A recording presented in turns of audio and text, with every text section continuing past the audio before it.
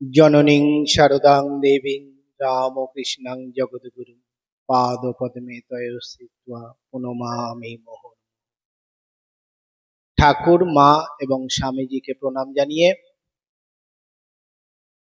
পূজনীয় মহারাজের আদেশ অনুসারে আশ্রম সম্পর্কে দু একটি কথা মহারাজ অতি সংক্ষেপে বলবার জন্য আমাকে আদেশ করলেন। তো আমি খুব অতি সংক্ষেপে দু একটি কথা বলছি। আমাদের এই আশ্রম 2023 সালের 27শে এপ্রিল আমরা শুরু করেছিলাম। খুব ছোট আকারে 10-15 জন মাত্র মানুষকে নিয়ে আমরা শুরু করেছিলাম। 2003 সালে আমরা শুরু করেছিলাম একটা গ্রামের মধ্যে একটি বাড়িতে, কোথাও খুঁজে খুঁজে পাচ্ছিলাম না, তো সেখানে শুরু হলো। সেখান থেকে আমরা বর্ষাকাল চলে আসলো, আমরা পারলাম না সেখানে ঠিক করতে। ফর্টনাইটে আমাদের অনুষ্ঠানটা চলতো 15 দিন অন্তর অন্তর। সেখান থেকে আমরা আরেকটি যাত্রা বয়েজ স্কুল এখানে আছে, তার হোস্টেলের ওখানে আমরা কিছুদিন করলাম। তাই সেখানেই আমরা আত্মপ্রকাশ করলাম। 2004 সালে আমরা রেজিস্ট্রেশন করলাম এবং 2004 সালে ভাবপ্রচার পরিষদের অন্তর্ভুক্ত আমরা হয়ে গেলাম। সেখান থেকে সেই স্কুলেও কিছু অসুবিধা থাকার জন্য সেখান থেকে আমরা আরেকজন স্থানীয় ডাক্তারবাবুর বাড়িতে তাকে বলে, সেখানে সবই টেম্পোরারি, সেখানে আমরা প্রতিদিন সন্ধ্যাবেলা সন্ধ্যারতি আর পুজো পাঠ এইসব চলতো। সেখান থেকে একটু একটু করে আমরা বড় হতে পারলাম। আবার সেখানে একটু প্রতিবন্ধকতা দেখা দিল। সেখান থেকে আমরা এই যে আমরা যেখানে দাঁড়িয়ে আছি তার একটু পাশেই আমাদের এখানে একটি জায়গায় আমাদের আস্তানা পেলাম, ঠাই হলো, মাথা গোজার জায়গা হলো। সেখানে আমরা বেশ কিছুদিন চললো। তারপর 2007 সাল আরো বেশি ভালো লাগছে। এই জমি যারা এই আশ্রমকে অর্ঘ্য হিসাবে দিয়েছেন তারাও আজকে এই অনুষ্ঠানের উপস্থিত আছেন, সেই জন্য আরো বেশি আমার ভালো লাগছে। তো তাদেরকে বললাম, বলবার পরে বললো ঠিক আছে কতটা জমি লাগবে বলো। তো আমি অতটা প্রস্তুত ছিলাম না। আমি ভাবলাম বলবে ঠিক আছে ভাবছি দেখছি এরকম বলবে। স্টেট ব্যাট খেলবে, আমি খেলতে পারিনি, আমি বোল্ড আউট হয়ে গেছি। আমি বললাম আচ্ছা আমি ভেবে পরে বলছি। 2-4 জনের সঙ্গে আলোচনা করে বললাম ঠিক আছে 10 কাঠা জমি দিন। তারা দিলেন। রেস্টি হওয়ার সময় 7 কাঠা জমি রেস্টি হলো।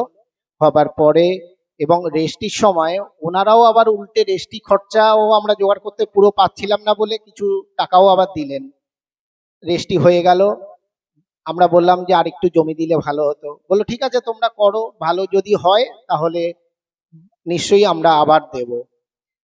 চললো আরো কিছুদিন। চলবার পরে ভালো কাজ করলাম কি খারাপ কাজ করলাম তার পুরস্কার স্বরূপ কিছুদিন পরেই বললো আরো 5 কাঠা জমি দেবে। হয়ে গেল 12 কাঠা জমি। এই পাবার পরে আমরা এই আশ্রমে, তখন সবই ঠাকুরের কৃপা, স্থানীয় এক ভদ্রলোক, তিনি পশ্চিমবঙ্গ সরকারের স্বর্গীয় মন্ত্রী সাধন পান্ডের কাছে পাঠালেন। গেলাম প্রায় 1-1.5 বছর, 2-3 বছর, 1-1.5 বছর না 2-3 বছর তার কাছে ঘোরাঘুরি করবার পরে উনি আমাদেরকে 38 লাখ টাকা স্যাংশন করলেন। করবার পরে আমরাও সঙ্গে আরো 20 লাখ টাকা জোগাড় করলাম, করে এই বিল্ডিংটা তৈরি করতে পারলাম। এবং পাশাপাশি বেলুড় মঠের সহযোগিতায় আমাদের বিভিন্ন ট্রেনিং এবং ওয়েস্ট বেঙ্গল গভর্নমেন্ট স্বরোজগার কর্পোরেশনের মাধ্যমে আমাদের বিভিন্ন ট্রেনিং, বিভিন্ন গ্রামগঞ্জে গিয়ে গিয়ে আমরা বিভিন্ন ট্রেনিং দিয়ে থাকি এবং ট্রেনিং দেই, সেগুলো চলছে। আর এছাড়াও আমাদের ব্লাড ডোনেশন ক্যাম্প থেকে শুরু করে প্রতিদিন সন্ধ্যাবেলা, যেমন সকাল থেকে একদম সকাল 6টার সময় মন্দির খোলে, রাত 8টায় বন্ধ হয়। রামকৃষ্ণ মিশনের নিয়ম অনুযায়ী যেমন 12টায় বন্ধ হওয়া, 4টের সময় খোলা, সেগুলো সব নিয়ম মেনেই চলে। এটা গেল পুজো পাঠের দিক।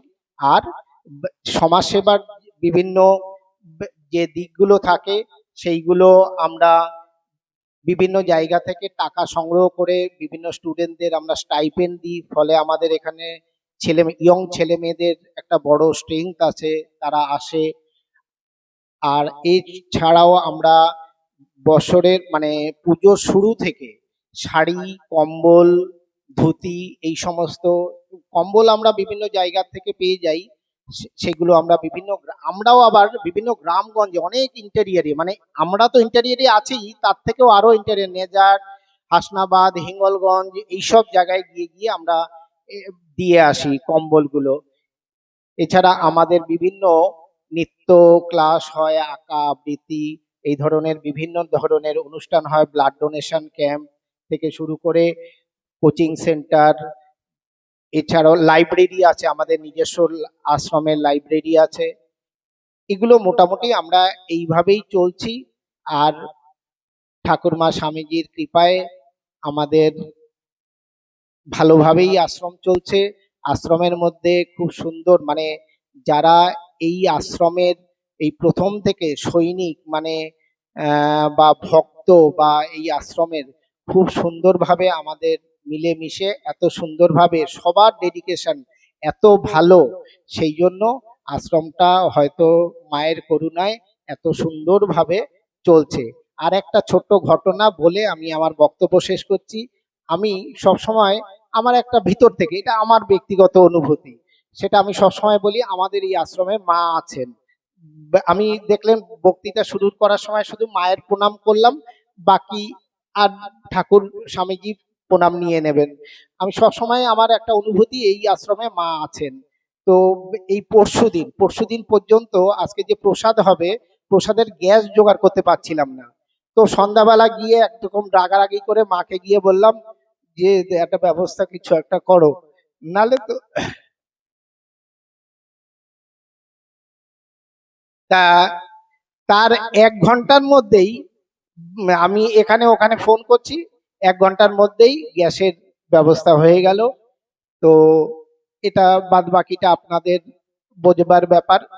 তো আমার কাছে এই অনুভূতিগুলো আছে। সবাইকে প্রণাম জানিয়ে, মহারাজদের প্রণাম জানিয়ে, আর আপনাদেরকেও আমার ভক্তদের প্রণাম জানিয়ে সংক্ষিপ্ত বক্তব্য শেষ করছি। নমস্কার।